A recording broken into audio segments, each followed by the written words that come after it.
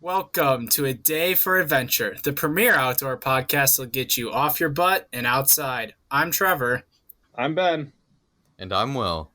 And today we're going to talk about how to not suck at being an outdoors camp counselor. Well, do we have some experience in this topic, guys? I would say that we might be a tad overqualified for this job. All right, so we got 3 general tips from me to start it off, and they all start with don't. Don't be a jerk. Don't be incompetent, and don't be creepy, whether that be to fellow counselors or just people at camp. Anyway, don't be a jerk. That also goes for both counselors and participants, but specifically participants. You don't want to be a dick to the people that make your paycheck. I mean, that's just bad business. But yeah, you want to be a decent person. Yeah, if you're a jerk to your counselors, your summer is going to be a lot longer. Yeah. Second, don't be incompetent. If you applied for a job, be able to do that job, especially if you know you're applying to be a camp counselor. Be okay with living in the outdoors or in a tent for 3 months or 2.5, whatever it is. Or putting up with children for long periods of time, many of which will not like the same things you always like. So that's always something to keep in mind. Yeah. Bonus points if you're a trail guide. Make sure you actually like hiking. Yeah, building off what Ben said, my staff used to ask me this past summer, they're like, when do you stop working? And I'm like, when I'm asleep, because I'm always around people or at my computer doing paperwork, because that's what a manager does. Yeah, camp counselor hours are essentially when you get up to when you get let off. And sometimes that is when you go to bed. Yep. Unless you're my boss and you join the dart team so you can shoot bears with a paintball gun, then you're always working because they come out at night. Oh. Interesting. Yeah, we had a bear problem at camp, so a few of the people that were higher up on the seasonal staff got to be part of DART, which is our Dangerous Animal Response Team, and to ward off bears, we would shoot them with paintball guns so we could also tag them and mark them to see if it's a continuous one, but no, we just had 18 bears on property. Yeah, that sounds about right. Yeah. Also, for anyone listening, I work at the summit, so it's like 10,000 acres, so 18 bears on 10,000 isn't too bad, unlike smaller camps where if you had 18 bears in like an Odakota-sized camp, which you also wouldn't know, in a small camp, that would be a problem. Yeah. That would be a problem if there were more than 3 bears on the property, like a small camp. Yeah, that's true. Yeah. Speaking of which, about not being incompetent, know how to put away your crap. Because bears come out after food. And if they get food, they're going to keep coming back. Because food. Yeah, and that was our problem at staff camp. Everyone was just keeping food in their tents. Yeah. Or really fair, any smellables. Yeah, to be fair, it's... especially in the canvas tents, it's very tempting. Oh, yeah, it wasn't a problem my first year when we were down in Echo or in Charlie, but when we moved up on top of the hill in Foxtrot, it became a big problem. Likely because that camp area just not as used as much. Yeah, well, now it will be, so hopefully something will change. Yeah. All right, and the last don't. Don't be creepy. This one I'm going to put specifically towards don't be creepy to other staffers. And don't be creepy to female staffers. That's how you get harassment charges. God. It's also that's also how you get like severely beaten by people. Yeah, I wish. There are some people. I wish I could watch that. I've not had like that was something we always like back when I was like a kid was basically don't do that because the other staffers will beat the crap out of you. That was what I was always told. And I was also told that all the female staffers were all stronger than me, and granted they all were. So you know, you learn to Yeah. keep your mouth shut. But that was back when I was a participant, So um, I think out of all three of us, I don't want to say that I do, but I probably have the most experience with dealing with creepy instructors, creepy people on a pretty regular basis. I worked as a sailing instructor, and anybody who kind of knows the stigma of sailing is it tends to be a sport that has a lot of very male oriented, which is ironic because it's more of a female sport, but that's besides the point. There tended to always be a lot of those kind of interactions that you sometimes might have, whether it was with not usually with the students, and not even I never really had any troubles with my fellow staff members, or at least fellow instructors I normally worked with. But I had a lot of those kind of troubles with working around a lot of the older generation that maybe didn't really care to quiet their mouth for a few moments. So I would definitely say that don't be creepy. It seems like kind of a joke, but you would be absolutely surprised how often it can happen, because that creepiness can lead to a lot of problems in Oh, general, in the flow of how things run, even. oh yeah. And I mean, it's all the time, and I mean, even that's coming from our perspectives too, which is kind of funny, as we are not usually the ones who are being hit on. I mean, I may or may not have been hit on once or twice, but that's besides the point. Yeah.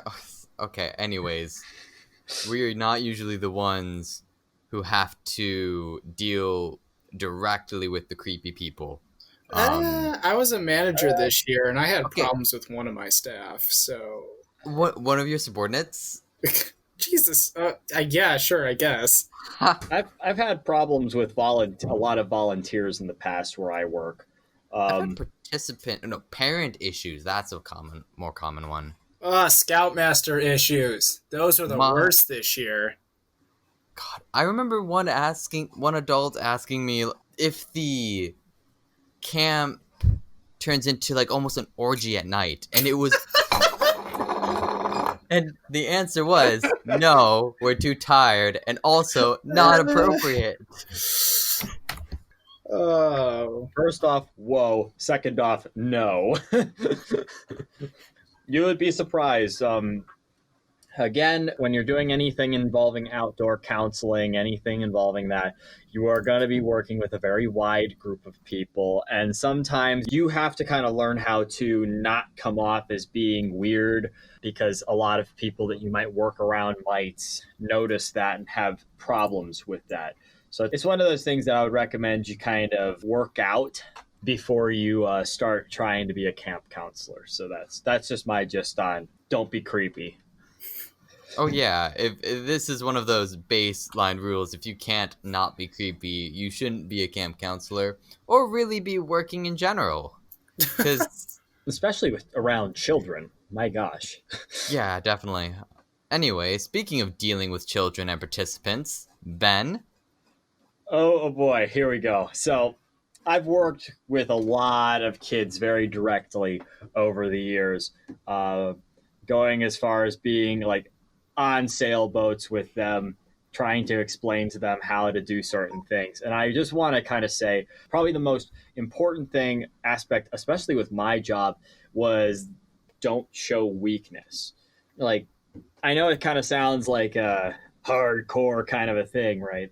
But I've been teaching kids how to sail for 4 years, and I will tell you that if you are working with some kid who has never done some form of task, and that task might be something like, say, I don't know, canoeing for the first time, and they have a fear of the water, or they're afraid of heights, and you're working out a rappelling line, or you're doing something like that, you need to be the one that can give that aura or that sense of everything is fine, nothing is wrong. You are fine. You are not doing anything horrendously wrong. Your form is okay for a few moments. Okay. Even if, you are scared out of your mind. Okay. I have learned to be absolutely horrified and somehow come off to some kid as being completely like, oh, you're doing great. I want to build off that with the don't show weakness. It comes in a lot of forms. So the first time that I ever was like teaching, I guess my first time being a counselor, I was a counselor for a week long leadership program. And I did this program relatively young compared to other participants. So my next year I staffed and I was a team guide. And as a team guide, you're taking participants around, you're teaching them throughout the week. And my birthday was like at the end of the week. So they found out, however, someone probably said happy birthday to me. So they asked my age and they found out that I was actually younger than everyone in that group. And their whole perspective just changed on me. They're like, wow, you're younger than us. So that means we know more than you. And I'm like, no, who's been teaching you all week? Who didn't know how to cook this beginning of this week? I've had that. I've taught people who are like in their mid 60s before, and they've initially gotten this idea. Like they look at me and they're like, "Oh, this guy is just like what, some high school kid or something." And a lot of the time, they'll get this idea that somebody who's a lot younger doesn't know what the hell they're doing. And I have seen a lot of people who are not the counselors, who are the people who came to be taught, don't really think that whoever is up talking really knows what they're talking about because, they're just like 18, 19 years old. And then they go out and they try and do something and they have no idea what they're doing and they basically just fail. Okay. Like fail beyond belief. Okay. I saw it happen a lot back when like I started teaching, especially with teaching adults. But over the years, I kind of developed this sense where by basically making myself out to be the one that's like, okay, yeah, lectures are great. Yeah, sitting in a classroom and me talking up at the front is great. But you know what? If you can't actually go out and do what you're needing to do, well, then you're going to suck at whatever we're doing. So I get the people out on the boat and I go, okay, so you don't think I can do my job? All right, let me show you I can do my job and I can do it better than you'll ever do it. And that was how I kind of took the whole don't show weakness, especially to older people who think they're a lot smarter than you, because normally they aren't. Because otherwise, they'd have your job. Yeah, really exuding confidence with the parents or older people that you'd be working with can go a long way to getting the respect from both the kids and the adults. As especially if you're a camp counselor, you're likely in between your late teens, early 20s, so you're riding that line of whether someone would consider you a proper quote-unquote adult. You gotta try to act and really get everyone on your side, because if you don't, you will again have a very long summer. I know that feeling, William. That was my first year in a nutshell. Now, another thing that has been super important, especially in my job, is, the ability to be patient, working with people who sometimes won't always get everything. The truth about education and teaching is a lot of the time, people aren't going to get it their first time. You're not going to be able to just like go up to the board and say something and then watch them perform it spectacularly. Okay. That's something one of the volunteers I've worked with for a couple of years has yet to have figured out. And there's a reason why he's been regulated to fixing boats.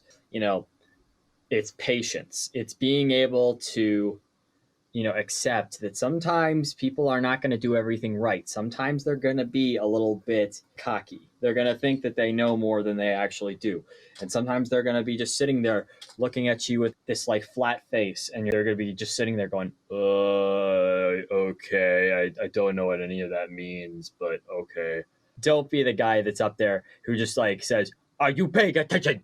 Patience is so important, I think, because patience is not one of those things where it's like, oh, you just have to have an infinite amount of patience.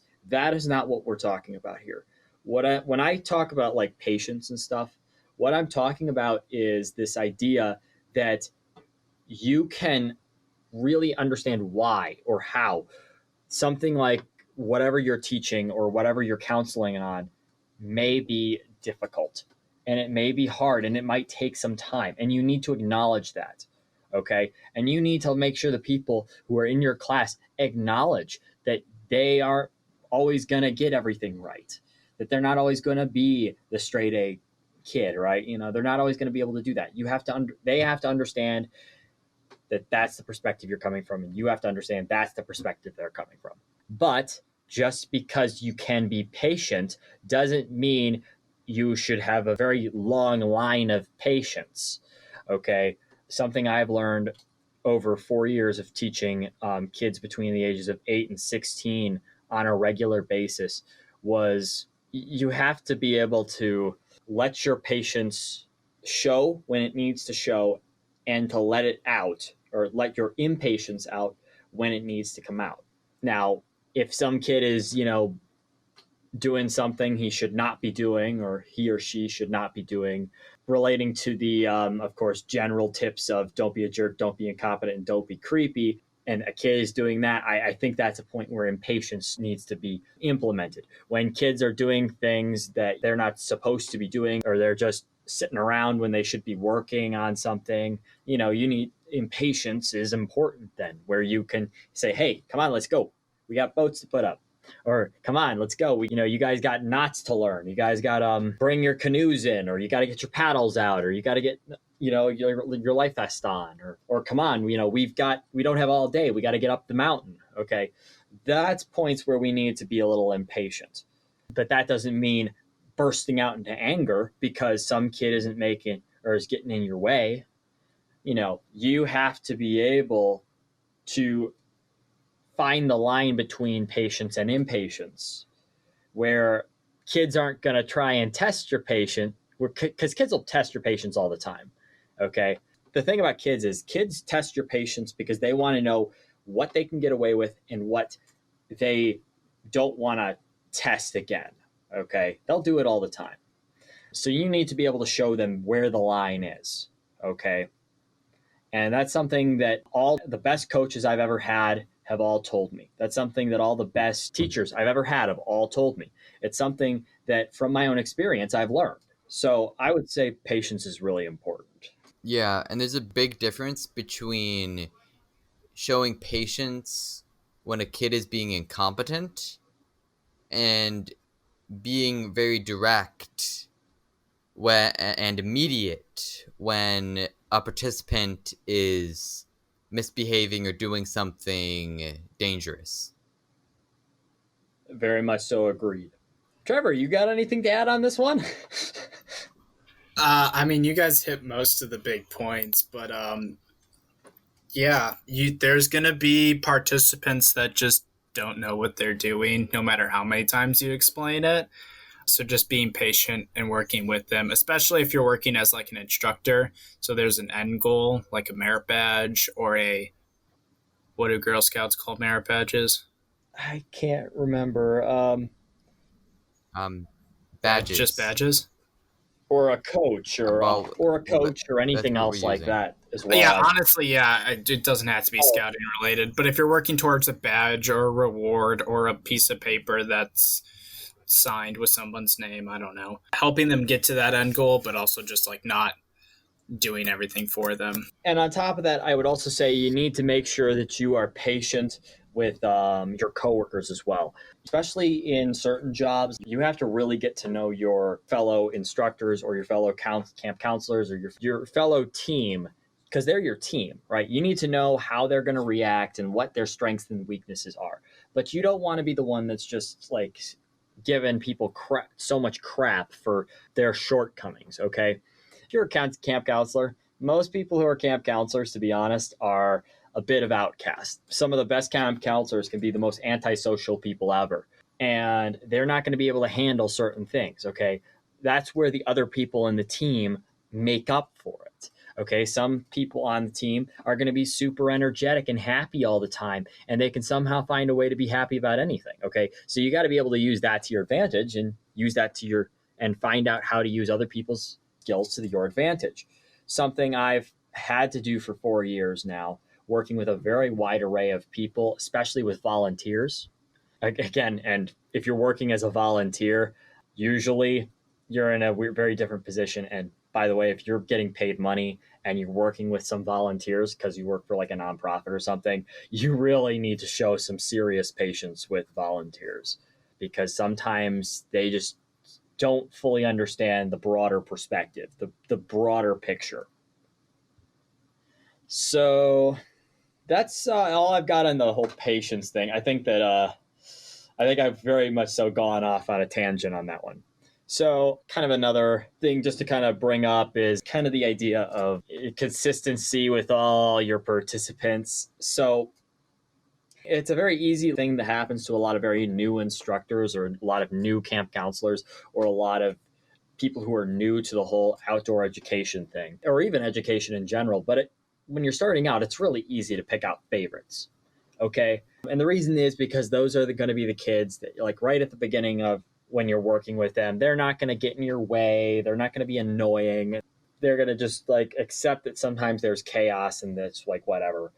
And then the next thing you know, those kids are the favorite children. And then everybody else in the class is like, hey, why do they get special treatment when I don't? Or those kids who are in the favorite kids get more from the process of teaching. Maybe they get more from the professor, or they become the friend of the teacher of some form, the counselor or whatever. And, there's benefit to that. But you need to kind of understand that if you're going to give some people that, you need to be able to be willing to give it to everybody, okay? Because there are some things, because there's a lot of situations where some people need a lot of extra attention or a lot of extra practice or a lot of extra guidance, or they need a little bit of something different from everybody else. But you don't want to let that specific thing negatively affect everybody else in the group, which kind of leads to the final part that I have to say about, participants, dealing with them and all that. And it's the idea that being a camp counselor, being an instructor, being a coach, being anything to that extent, the reality is that you are not in a pretty happy classroom, textbook classroom. You're going to be outside, either like someplace like maybe a football field, out in the middle of the woods in the boonies, okay, or you're going to be some other place, okay? Everything is going to be chaos. You need to thrive on chaos. You need to be somebody who can thrive in absolute, nothing makes sense. People are not communicating. Everything is falling apart, okay? You need to be able to be someone who can work in that kind of an environment, okay, where nothing goes your way and you have to be able to improvise. You need to accept that your job is really just controlled chaos. And the only way you are going to be able to control said chaos is to accept it.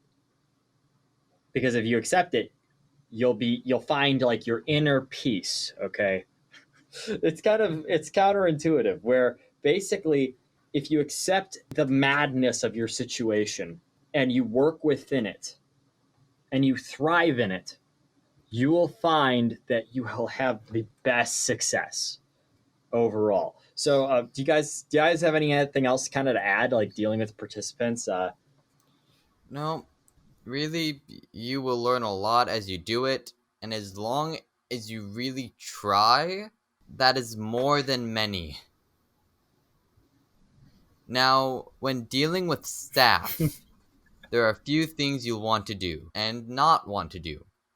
The big few are: don't be pushy or obnoxious, because no one wants to deal with an ass. No one wants to deal with someone who makes their job harder.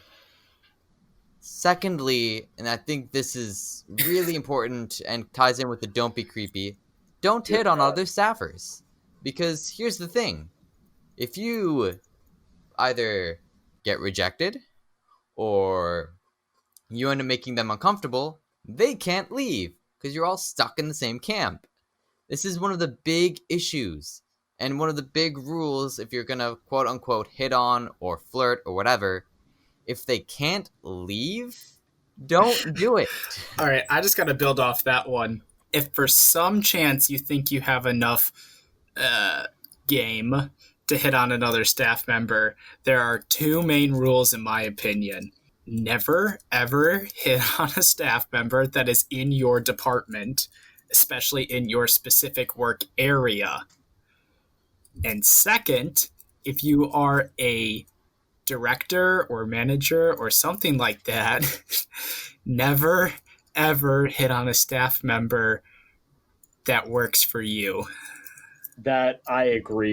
The amount of issues in camping that could be solved with these 3 rules and the don't be creepy Yeah, part. You would be surprised just how much easier this job would really be if none of that existed. But all of it exists, okay? And you know how much less paperwork oh Texas my would have? gosh, right? The thing is that like, especially on the whole concept of like hitting on other people that are in like that you would be working with. The truth is it's kind of an unwritten rule in the whole entire like the camp counseling, coaching, instructing, whatever game. It's kind of a unwritten rule that you just don't do it. Okay. Now, of course, everybody does it. Half the guys that are around are all just, they're 15 or 16. They have no game whatsoever and they don't know what to do with their lives. Okay. So things happen. Okay. This is something that I've had to explain it to volunteers I've worked with in the past who were a bit younger, quite a bit younger than me. But I told them this: if you cannot act professionally in the environment we work in because of the things that you're doing, then don't do it.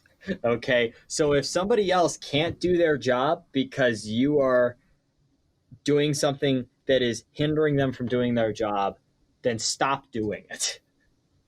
Okay? And I will be honest, emotions are a really difficult game to play. Toying with people's emotions, ideas, and all that kind of stuff, it'll throw people off for weeks, okay? Like a single comment, like asking somebody out and getting rejected, that can like destroy your whole summer, okay? It really can. And honestly, the truth is, if you really want to hit on some other staff member or somebody else or something like that, which I don't recommend, please, if you can, try not to. But, if you're going to do it after the summer because it's not worth it. It's just not worth it in my eyes. And let's be clear, whatever crap you're going to go through by getting rejected is not nearly as bad as the crap that people are going to face from being either harassed or creeped on for the whole freaking summer. I'm much more hard-lined. Don't do it. Don't hit on. Don't be creepy. It's really not that hard. Yeah. One of my female coworkers I've had for the last 3 years has had some of those issues with certain people I've had to work with. And oh boy, she is a very tough person. And most camp counselors are, especially most of the ladies, they're incredibly tough. But my God, some of the things that guys put them through, and and it happens vice versa too. Don't get me wrong, but some of that stuff, just you are sitting there, and the logic tells you that there's no reason whatever is going on should be happening. Okay. And I do, to an extent, agree with William. Okay, I'm not gonna like just flat out say don't do it because that means more people are gonna do it. But explaining kind of why I think, or recommending against it, I think will do more to kind of stop people from doing it as much. That's my opinion, but that's just me. Oh, and there are some camps will actually flat out have a no fraternizing or in-group dating rules set out. And ideally, if this crap happens, people will get fired. But that doesn't usually happen. Yeah, because no one's crazy enough to work at a camp for 3 months. Yeah, that's the other thing about being a camp counselor is it's not really a one time deal usually. It's kind of if you're wanting to do it, it's kind of a 3 or 4 year commitment. Yeah, unless you're That's Will and you go there for 1 debatable. year and then you're going to be like, peace out. Since everyone else is leaving, I might as well too. I had both COVID and I'm preparing for stuff. Stuff. Yeah. Yeah. Anyways, besides the don't be creepy, make sure you do your job. That's really, I think, honestly, not being a jerk, doing your job and not being creepy, you'll be fine. You will struggle with crud, but really, camp counseling can be really fun. Don't ruin it It for can be everyone fun. else. For yourself. It can be fun and it can be really, really, really rewarding. And I know, this is a how to not suck at it. So kind of a thing, not how to do it well. So we're just talking about the things like what you shouldn't do. Alrighty, so everybody, we're going to take a 5-second pause.